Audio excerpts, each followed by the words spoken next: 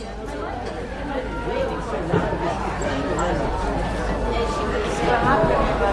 evening.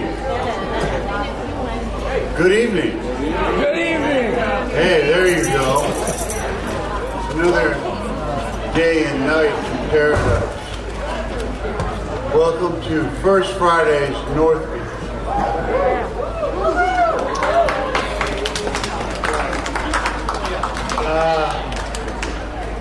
This classic car show was put on by the North Beach Business Association First Fridays Committee, led by Ida Zombie, who is the proprietor and owner of Cafe 3S, one of the clubhouses of North Beach. So this is part of an ongoing First Fridays development that we've started over a period of time. Just so people know, First Fridays was started here in North Beach. Not in Oakland, not in Reno, not in Las Vegas, but right here in North Beach in 2007. I'm Dan Macchiarini, and I am the sole proprietor and owner of Macchiarini Creative Design, but we have a crew of people now that work with us that are amazing people. We have a school, Metalworks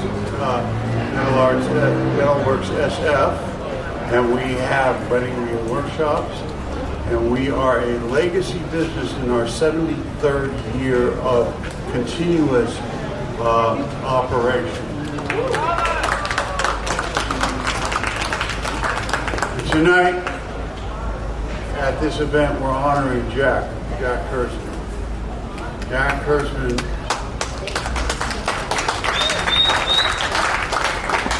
Kurtzman regularly read at this event, and he was someone I knew since the 1980s as an activist and a lefty, and an anti-fascist, and a progressive, and someone who stood up for the people constantly, both in his heart and his soul, and reflected in his poetry and his work. So I have to pause, put in my window an image of Jack in memorial. I have to read a couple of poems that I thought were some of his best, written back in 1992. And this is about, a lot of this is about homelessness. What the system in this country breeds in terms of people being homeless. And what we need to do in relationship to solving this problem.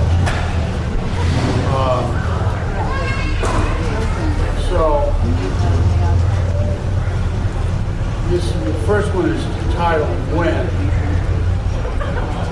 When I saw the council chamber of the big city, the mouths of council members opening and coming down on fat sandwiches that have been delivered to their plates, coming down and chewing and leaning over, talking with half-stuffed mouths and heads thrown back, laughing, their bellies chortling, and all the while, one after another homeless person stood not far from them, but far enough from them before the microphone, requesting help for their most basic human wounds, protesting against a syndrome without alternatives except for Skid Row hotels or a concentration camp in the downtown desert. When I saw the indifference of this system physically manifested by those pigs of local government, I thought, it can't be quick enough. That they're led to the side they belong. It can't be quick enough that they are forcibly removed from the people's chambers and replaced by human animals who, at least, can smell heartbreak and endure the dignity of the American people. Those pigs are worse than the rottenness of blue pork at the bottom of the garbage can, Los Angeles. Hungry men and women never should have to be subject to their poisonous and filthy mold. When I saw the council chamber of the big city, the mouths of the council members opening and coming down on the fat sandwiches that had been delivered to their places, coming down and chewing and leaning over, talking, and half-stuffed mouths, or heads thrown back, laughing, their bellies chortling, all the while, one after another, a homeless person stood not far from them, but far enough from them before the microphone, requesting help for their most basic human wounds, protesting against a system and syndrome without alternative, except for the Skid Row hotels or the concentration camps of the downtown desert. When I saw the indifference of the system, the physical manifestation, those pigs of local government, I thought, it can't be quick enough that they are led to the sty they belong in. It can't be quick enough that they are forcibly removed from the people's chambers and replaced by human animals who at least can smell the heartbreak and endure the dignity of the American people. Those pigs are worse than the rottennest pork at the bottom of the garbage can of Los Angeles. Hungry men and women never should be subject to their poisonous, filthy mold.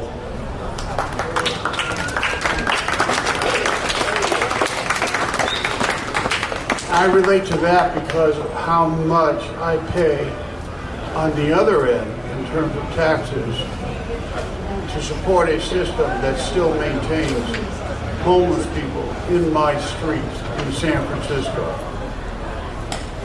That's how I relate to that. Thousands and thousands of dollars, just personally. I can relate to the fact that they're supposed to solve the problem, and we hire them and elect them to solve the problem, and they don't solve it. Last poll,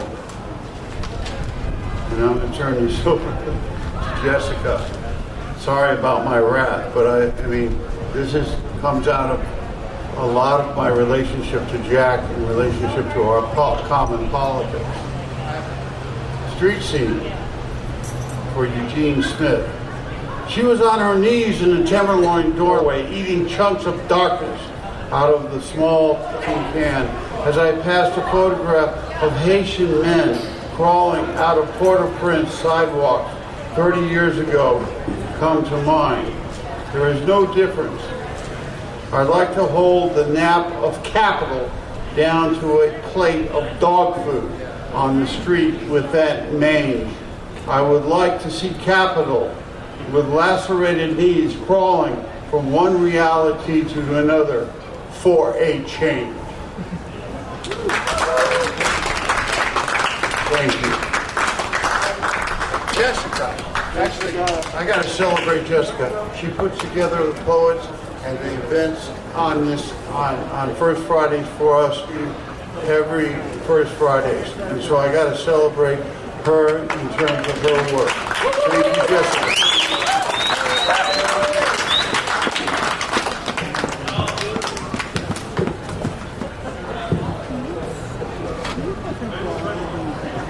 Thank you everyone for coming, as always. Thank you David, always for doing the sound, David said. And thank you Dan Macchiarini. Tonight is kind of an interesting evening. It appears that two of our features could not make it. And so we still have one, maybe one of the others is coming.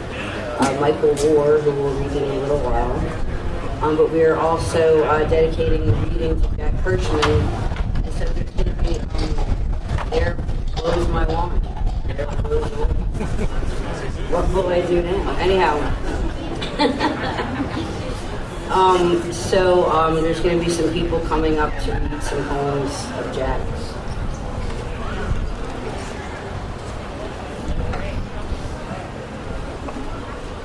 And so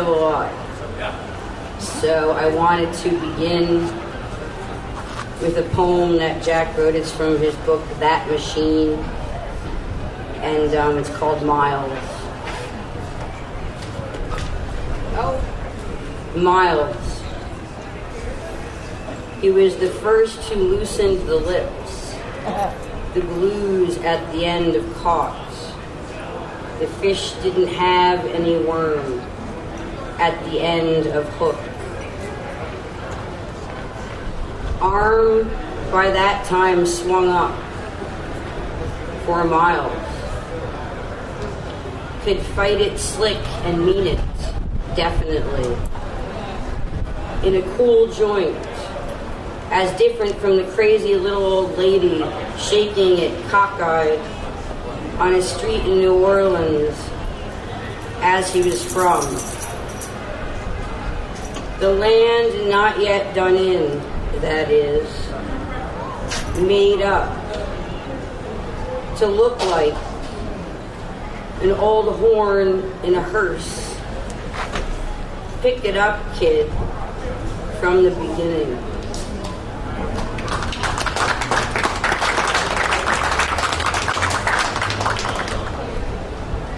And this is a poem of Jack Hirschman's published in Fists on Fire, and it's called Blue.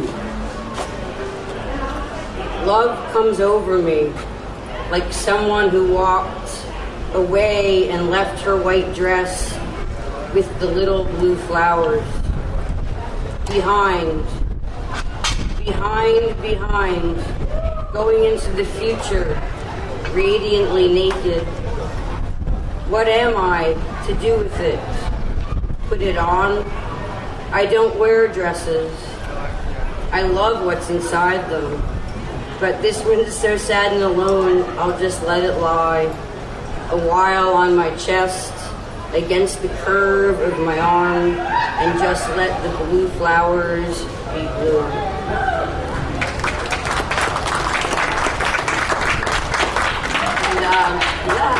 And we're going to close with the last poem called Red, that is a poem of my own that it's published in the Revolutionary Poets Brigade anthology.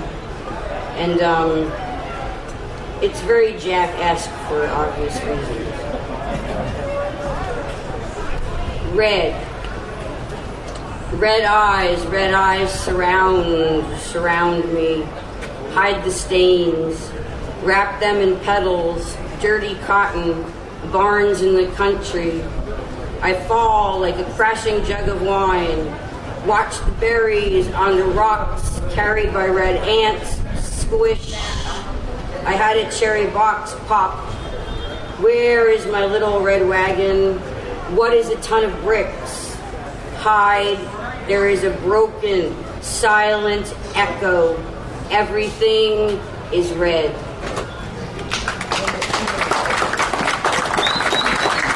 Next, please welcome Scott Bird.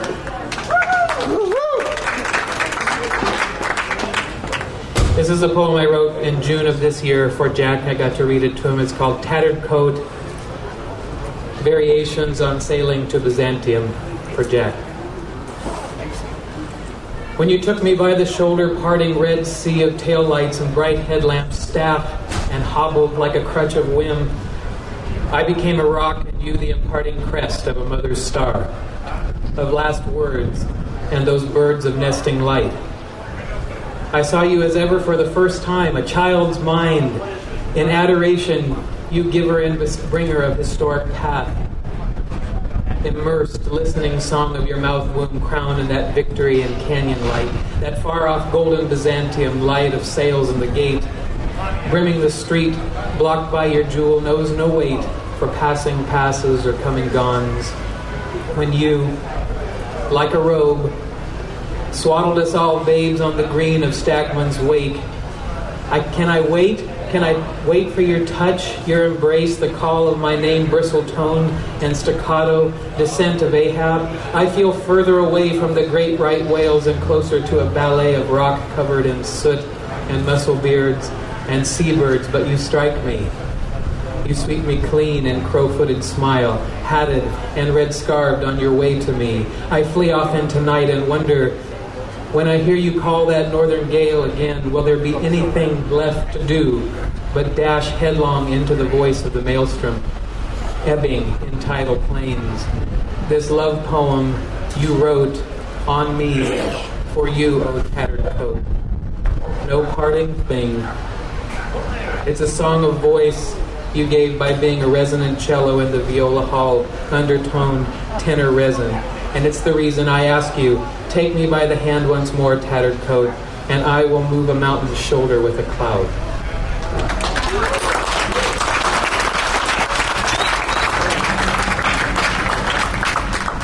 Now I'd like to recite Jack's poem, The Birds. Which is in the window at Live Arms Gallery. There's a window dedicated to Jack Hirschman. It's quite beautiful. That's right. It is in the window at Live Arms. The Birds. I open my throat and your eyes are inside for all to see. Like birds a chirp or a sleep, a smile on the wing and the round womb of a sound. It is the sound that people say I make. People say, look, he's moaning or raging again. But I say, look deeper. I've eaten soul whole. Her eyes are inside me. They see through me. They see me through. That's why I cry nests of light into the ears.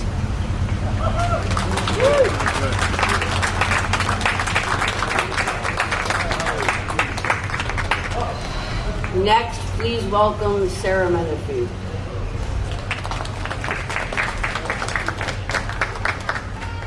First of all, I want to make an announcement.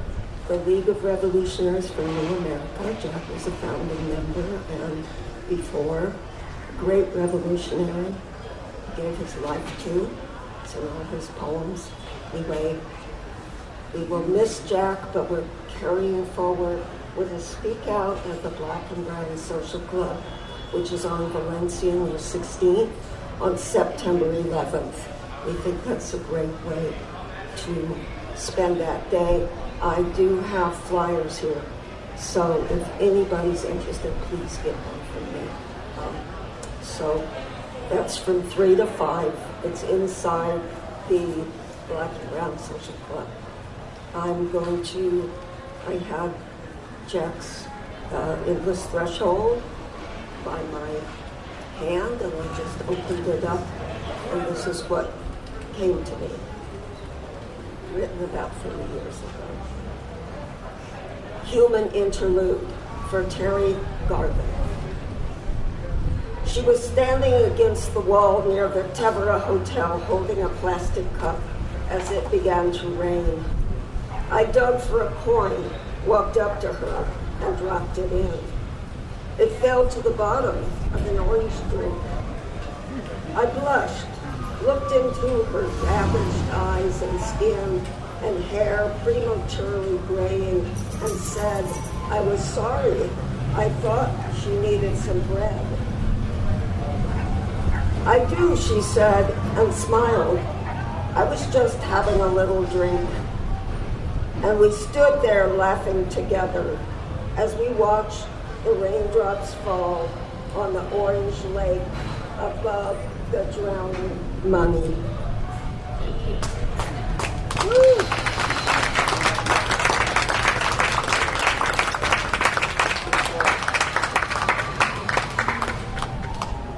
Thank you, Sarah Menifee. And now I'd like to welcome the feature this evening, who is also a good friend of Jack's, and has done a lot of political and poetic organizing himself. And please welcome Michael Ward.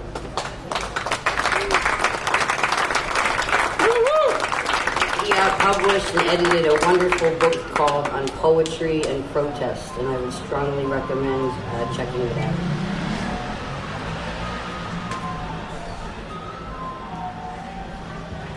Hello, everyone. Hello. Thanks for being here. And thank you, Jessica.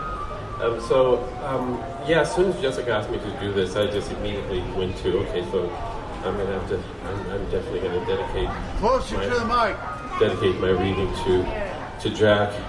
And Jack was not just only a friend and a mentor and a revolutionary co-conspirator, but also he was the first editor to publish my poetry. He was also the first editor to have that work translated. So he had a profound impact on my own poetry from a very early age, having grown up here in San Francisco. So I'm going to reach back to two of the poems that Jack published of mine 34 years ago. And, one of them based in the neighborhood, one of the neighborhoods I grew up here in San Francisco, and another in Chicago.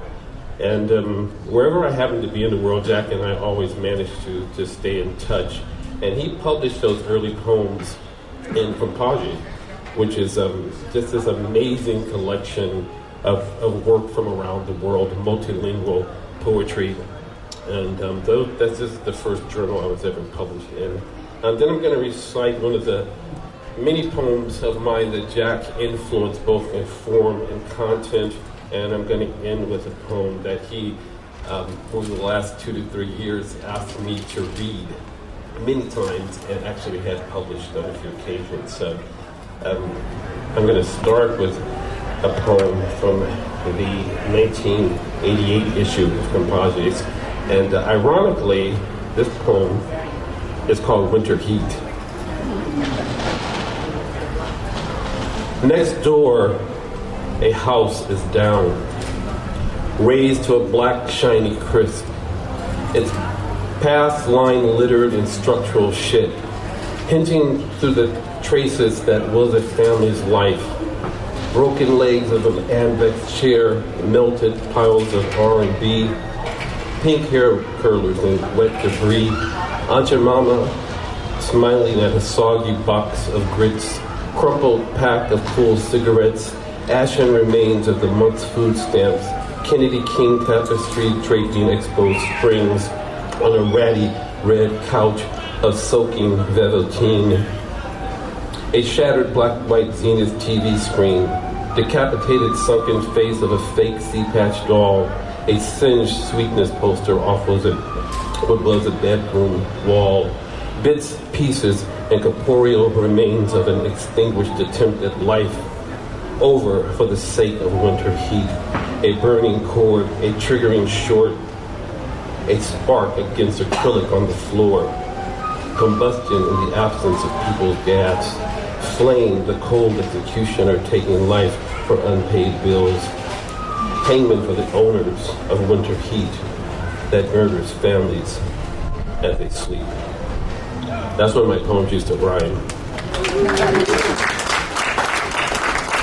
And this the second poem is a Chicago poem, and there's two notes. I need to give two notes on this. One makes a reference to a housing project in Chicago called Cabrini Green, which is often referred to as the notorious housing project. And there's another note that I can't remember, so I'll have to look at my notes.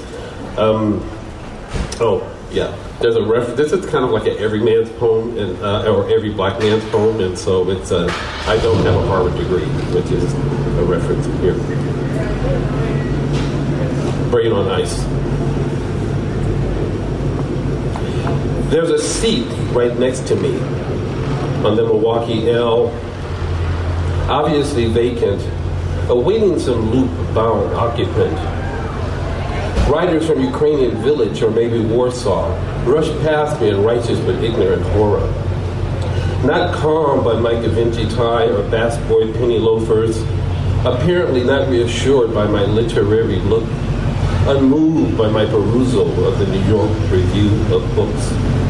To them, I am Cabrini Green strapped to an attaché case, and for instilled fear of being robbed, stabbed, raped, or worse, conversed with incoherently, they dare not sit next to me.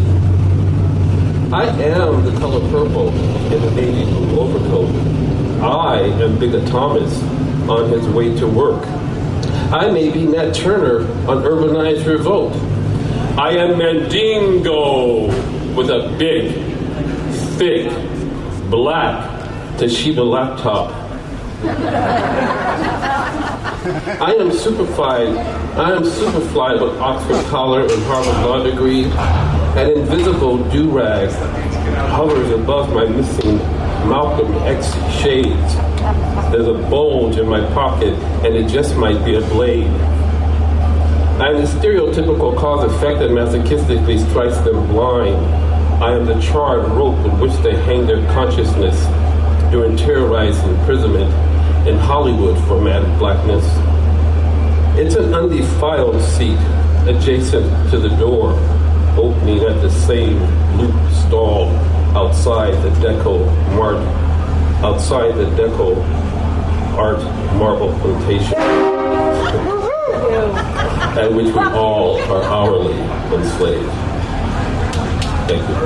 I should find a way to get that horn into the vulgar sounding horn. Okay, so two more. This is a poem that is, one of those poems that Jack really influenced, both in form and content. It's called I Like My Neo-Fascist Naked. And this was written in the pre-Trumpian times, by the way. I want the robes of our justices open, unfettered by cloaking fig leaves, naked in their nakedness.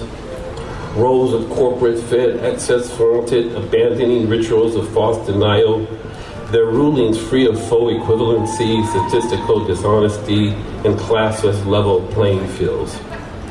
I want my NTV, my inward offending overtly, niggerized in righteous hatred, spoken in non-hyper justified gibberish, decoded in unconstrained, embedded, applauded, marketed ignorance, managed to transparent, instructed malevolence for those non-fluent in the ways of this nefarious, nigger-distracted world to see.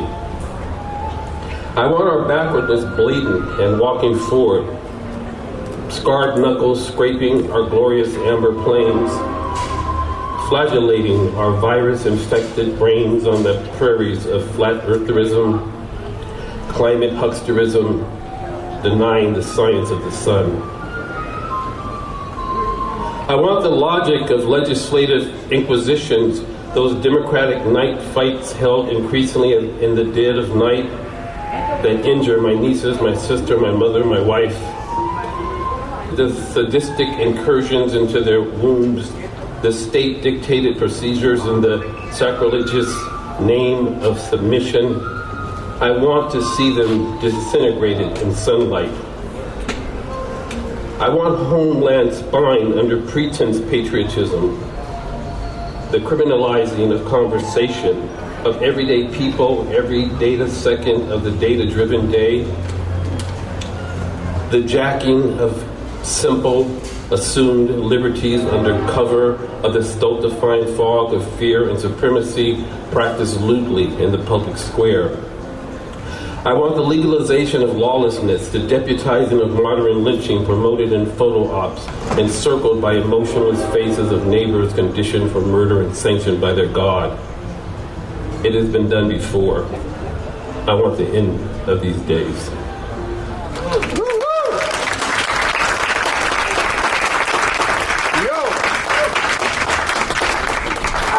Thank you, Michael Ward. Next, I would like to welcome Rosemary Long.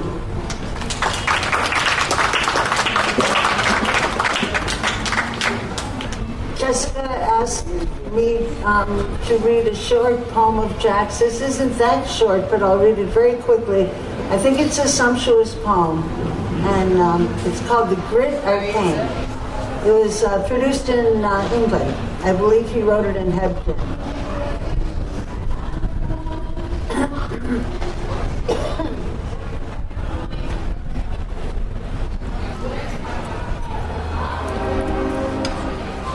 Given you give her, and it is tenderly soft, and it is lustily hard. I am bard of bastards. I am fragile tyrannies. I am mercansa. The 2 steps back and the forward thrust into the ass of class struggle. I am a lesbian of light wood. I was born in a cauldron of puns. I am shaggy. What is there now but stepping into the cyberspace of lie? Each love cry doubles back on itself and buys a lottery ticket, feeds the fridge things and the tank petrol. A nail is made from 4 different countries. I write this poem, another lights a spliff, another sells a newspaper at a corner, another ladles soup, another is evicted, another walks in the woods, another scraps. Nothing is deep in their bones. Nothing has taken over. Here it is quite the air. It is debonair, reserved, discreet. I could myself one with it. Because when I swing my hammer, it doesn't touch ground. And outside your body, my thrusts seem eccentrically ludicrous. Beyond a certain point, ashes are the stuff of life. Dust is the ground. The hammer might pow, but soon it will be muffled in it. And beyond the satin writing of whores, beyond the thrusts of desperate porn, swirls of cinders and ashes and dust, I am Kabbalah. I was before one. I began within. I know the zimzum that defines things externally. I am a fire that's never not its own cremation. I am a joke with a mustache. Spread your legs. I want to lick the oil of your clitoris. I want to bury my mouth in your oven. I am 10.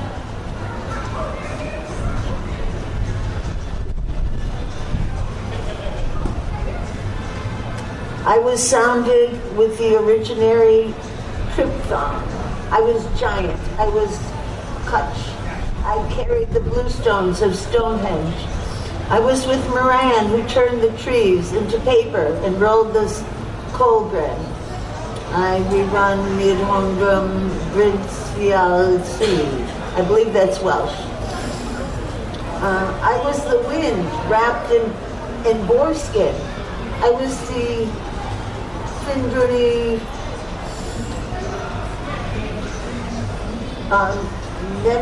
Nementone. I taught Merlin technology. I constructed frabitious ships.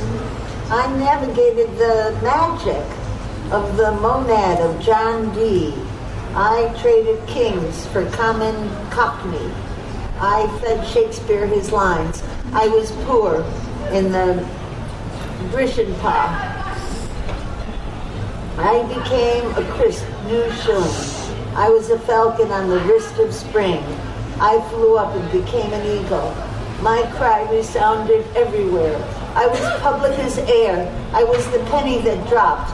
I was Stepjaw. I was enslaved. I resisted. I was Marxist. I was potato famine. I fought on Easter morning in ragged shoes, dreaming of being spit-shined by the saliva of resurrection. I resisted Blitz. I cut Nazi barbed wire with the Channel Islands. I lay in wait while poetry turned rotten in the stalls of literature. I was individual. I was jailed for nothing. I was incarcerated selling. I was reduced to a pissomer. I was house of humiliation. I was Cruella in the dunny with whips. I was Yofa Bitna. I was Nakea. I passed the bar of supermarket. Not as a brother, but as an envy and a jealousy. I dreamed the ley lines of a new humanity. I am spinning vowels. I am a one in the guts of the future. I am the alum of the dispossessed. I am mind in faces and ginnels. I am a new class of poor. I am a water robot producing myself. I am government collapsing under the weight of happenings. I am a Chippletelin Yai. I am the child under every leaf. That was done.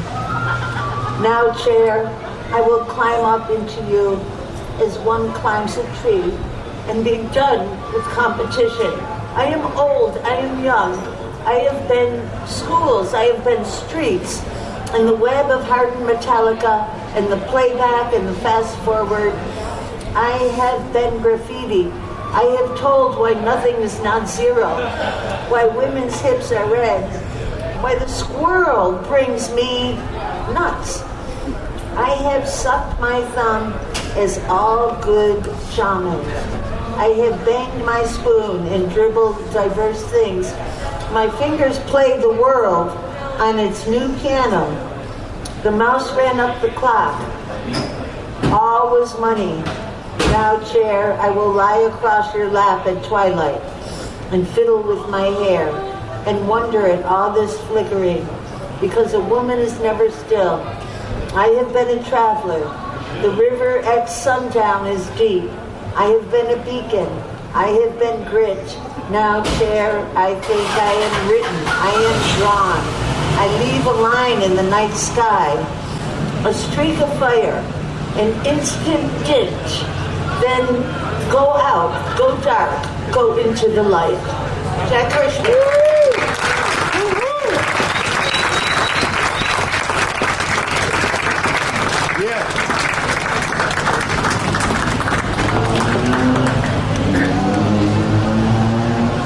Thank you, Rosemary Mono. Next, we'll hear from someone that we all know well, Robert Carlson. And he is going to read Fists on Fire, which is the title of the book that I read the poem Blue from earlier. And he had just commented to me that it was his favorite poem by Jack. And I was going to close out with it, but I'm going to let him read it instead. And he does have a bottle of Stoli with him, so I thought that it was appropriate.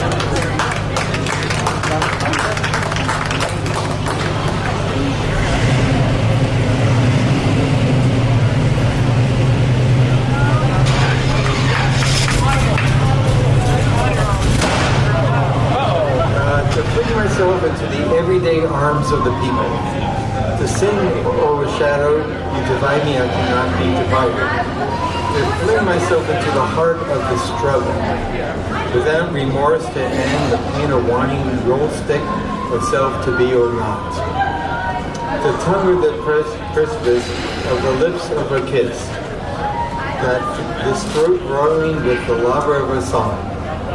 To fling myself into roaring depths, lose myself in the fists on fire, and the valves wide open in the throwing cries. Enter the zone of the simple camaraderie.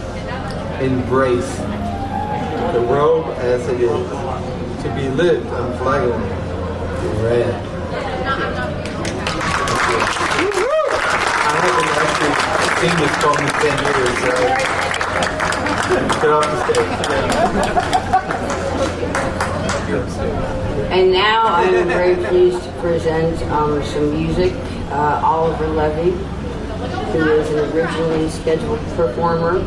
On the bill, he is going to play with his friend who's accompanying him on the banjo, violin and banjo.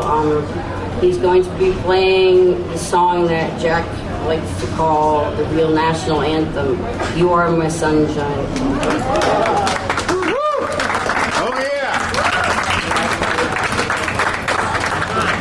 What's up, Jack Christian? Sure, yes, all the best. All respect. Jesse on banjo. I'm all.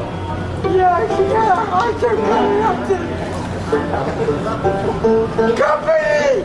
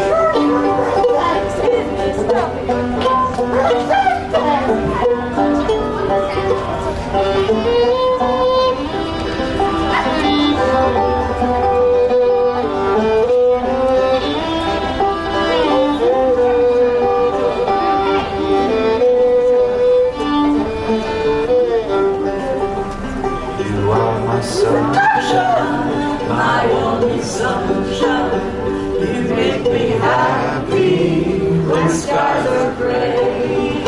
You'll never know, dear, how much I love you. Please don't take my sunshine away.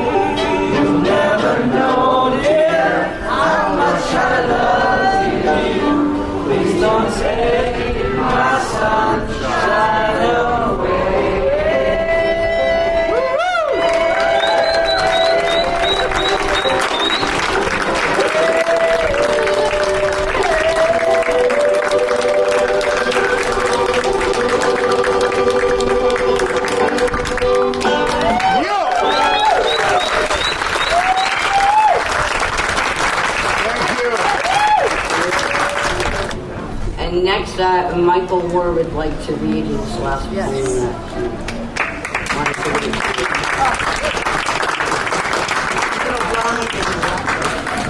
Thanks, Jessica. That actually would have been a good note to end. There's more coming. We have more special music. Good. This is a poem that Jack asked me to read on many occasions in the past few years, and I had published a few times. It's called What Not to Do, an unfinished poem. Breathe, Eric Gardner choked. Sell, Lucy's. Resist to death. Stand, Amadou Diallo in vestibule. Carry wallet, look out of place, act suspicious. 41 fired, 19 bullets killed. Park, Tanya Haggerty on side of road. Talk on cell on side of road. Shot on side of road. Drive, Philando Castile with broken brake lights. Carry legal firearm. Announce you have a gun. Shout, not reaching for gun. Shot, 5 bullets, 2 to heart. Approach Oscar Grant, the police. Beg not to shoot. Kneel, shot anyway, and back. Carry DeMille Rice, toy gun, shot with real bullets. Carry Romaine Bisbon, prescription bottles, shot 2 bullets to torso. Not carry Keith Lamont Scott a gun when told to drop it. Be Natasha McKinnon, schizophrenic. Be superhuman, stunned while shackled 50,000 votes to death. Be John Crawford, an imminent threat. Shop for Walmart rifle, air rifle. Carry Walmart air rifle at Walmart. Talk on cell phone at Walmart. Shot with real bullets at Walmart. Be George Floyd, a suspect. Be a 6'7" black man. Be claustrophobic, asphyxiated knee or neck while handcuffed. Run Stephen Clark through grandmother's yard. Carry cell phone, shot 20 bullets fired, 8 hit primarily in back. Jog Ahmaud Arbery, shot 2 bullets, kill while hunted. Sleep Breonna Taylor in bed, shot 8 bullets, kill. Sleep Rashard Brooks at Wendy's. Flee for daughter's birthday. Point dead taser over shoulder, shot 2 bullets in back. Walk Elijah McClain home. Look sketchy, play music, wear ski mask, shop for iced tea, carry iced tea, act crazy, whisper can't breathe, beg to go home, be superhuman, be anemic, be suspicious, be on something, be undetermined, choked to death, breathe. That's an excerpt of a much longer poem, unfortunately. What not to do. And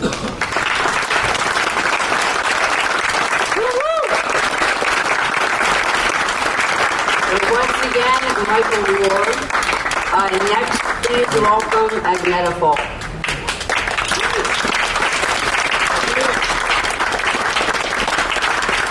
Well, thank you all for coming. I'm going to read a very short poem I wrote to Jack. Closer to the mic. Yes, I'm speaking to the mic. I'm going to read a very short poem I wrote to Jack 25 years ago, and then I'm going to read this most phenomenal poem that was written by Deborah Major, and I think it's a very important poem to read, and she's given me permission to do so. So first is little indulgence, a little book I made for Jack on his birthday those years ago. Autumn Song. I could have written this just last week. The days grow hoarse, the colors of autumn will soon die in the frost. Time has passed, gentle beast. What remains is a silhouette of your laughter, the deep joy slowly gathering in the vestibule for the final, kiss. Yet I wait, for I don't know what. Hope the words that burn in my throat will catch a wind and fly with you. This is Deborah Major's poem, which is, I just felt I had to read this because it just makes such perfect sense about Jack in this particular moment. And she called it Arcane for Jack Hirschman. On the day Jack died, there were words. Furious, fate-fecund, falling words poured from the poets because they knew what Jack would do on such a solemn occasion. He would ride into the sunset, slit open the dawn right through the heat of the afternoon.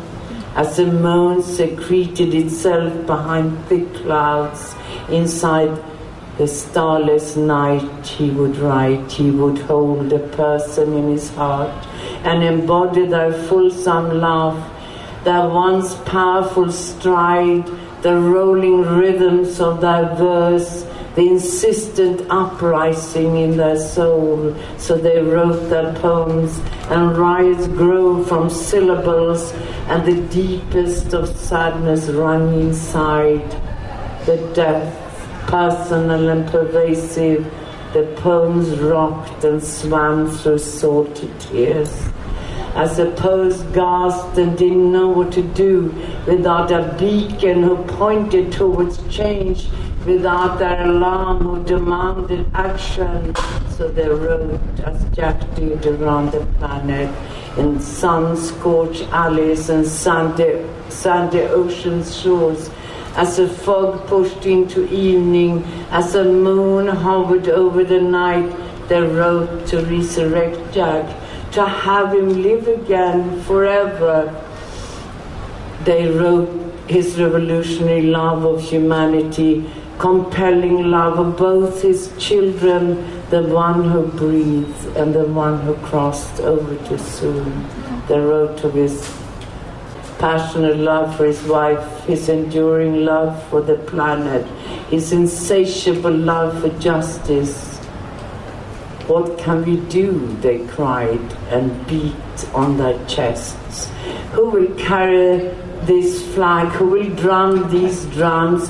Who will we argue with and debate? Who will show us how to consume by languages, decode their secrets and swallow their discord in their fog of sadness? They wrote, as Jack would do, they wrote, for always there was a word, steeped in compassion, praying for resolution, draped in color vibrations and sound symphonies, and then they waited for him to rise again.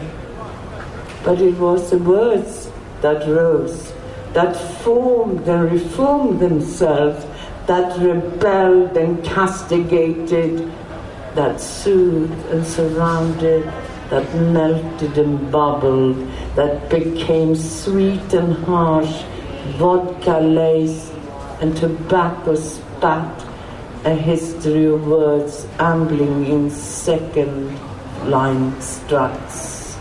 Down Columbus Street, up Grant, perching on the corner near Cafe Trieste, lounging between blades of grass in Washington Square Park.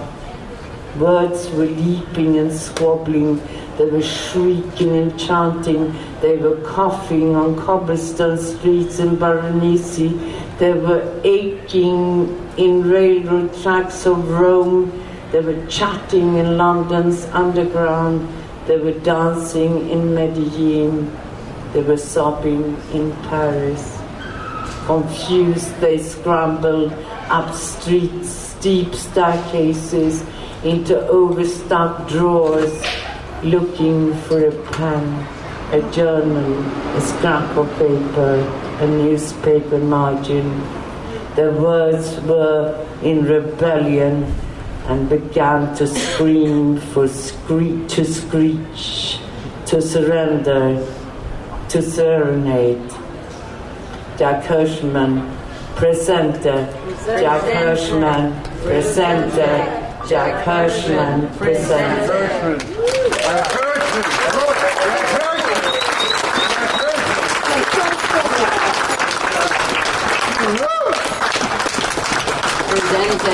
Next, I'd like to welcome George Long, who's going to play one of Jack's favorite songs on the saxophone, Nature Boy.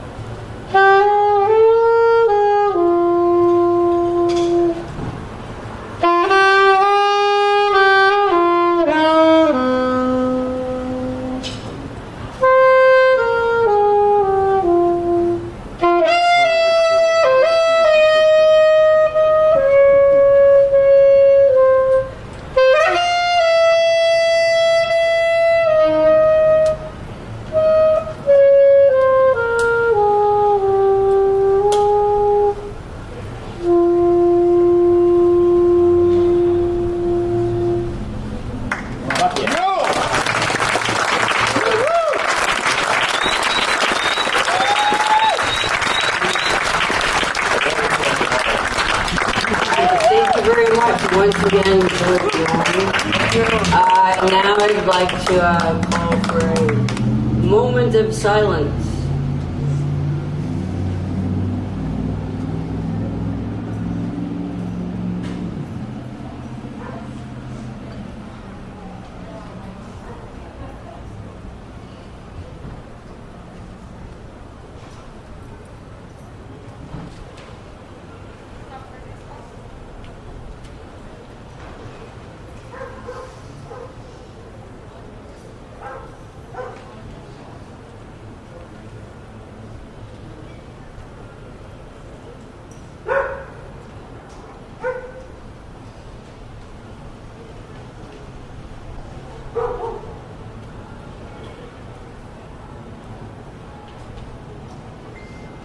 And now, a surprise at the end, Oliver will join us once again playing Bella Ciao. Yeah, buddy.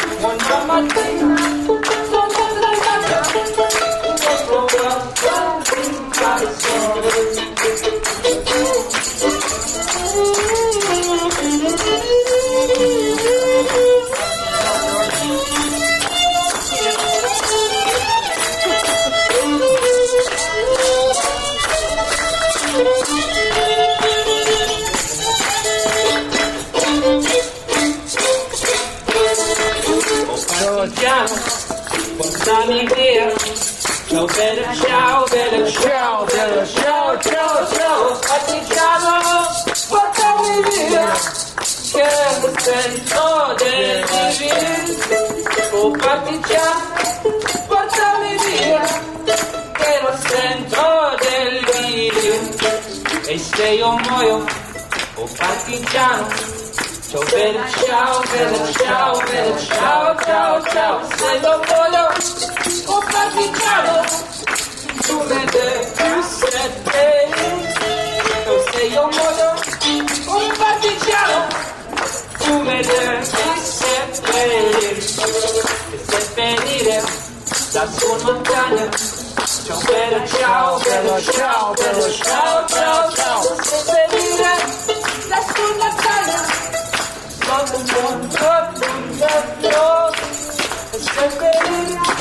La sua montagna sotto l'ombrello inverno e questo cuore del partigiano. Ciao bella ciao, bella ciao, bella ciao, ciao, ciao. Il partigiano preso per la libertà e questo cuore del partigiano. Metto per la libertà. Bella ciao! Va bene!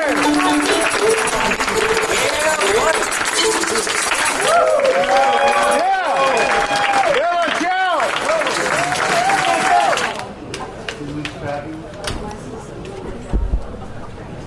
This is called the Jack of Diamonds. Death is so troublesome. Death is such a bitch. Comes all of the sudden, always in inappropriate ways. Readings cancel, poems unfinished. We rush from the funeral home to tend to the altar. New flowers were brought, candles relighted, friends, tears. The loss is great. the absence felt in the air as early autumn cold. Who would dare now to read Sailing to Byzantium? Italy mourns, Colombia mourns, North Beach has gotten quiet, La Misión está de luto, San Francisco got a bit more fun. No amount of gamble will hide this soledad. The church bell sounds, I light another stick of incense, and sit on his chair. Where the sun steps, where he sat before the angel of death took him away without warning, without advance, leaving us without his voice. Damn, how we miss the old man. Thank you.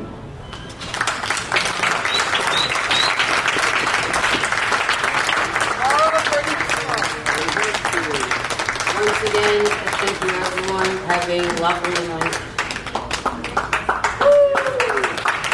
A round of applause for the audience. Because it was Jack's, and we have already sang it, but I think all together we should sing You Are My Sunshine, because that was his, and I think would end on a good note, so I think we should all sing. You are my sunshine, my only sunshine.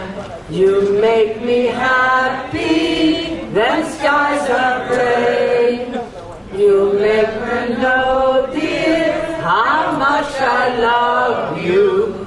Please don't take my sunshine away. And he would do, you are my sunshine, my only sunshine.